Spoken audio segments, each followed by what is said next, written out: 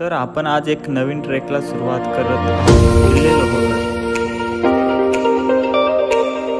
तर लोहगडाचा आपण थोडक्यात इतिहास समजून घेऊ। किल्ले लोहगड अति मजबूत बुलंद असा दुर्ग आहे। लोहगडाची रचना होऊन फार वर्ष झाली असून हा बहुधा सातवाहन कालीन म्हणजे 2000 वर्षापूर्वीचा असावा। गडाची बांधणी अतिशय भक्कम आहे। तटबंदी व बुरुज इतिहासाची साक्ष देतात। गडावर जाताना मुख्य 5 दरवाजे लागतात।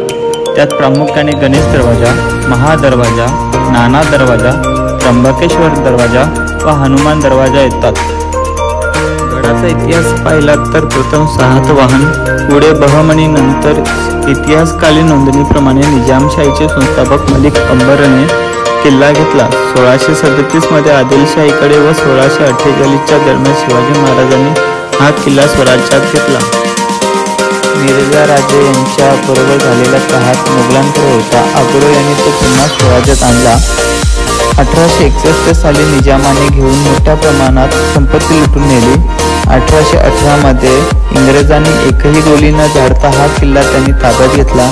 नाना फडणवीसांनी 1889 मध्ये गणेश दरवाजा, 16 कोणी असलेला तलाव, तो किल्ल्याचे खूप काही भाग दुरुस्ती करण्यात आले।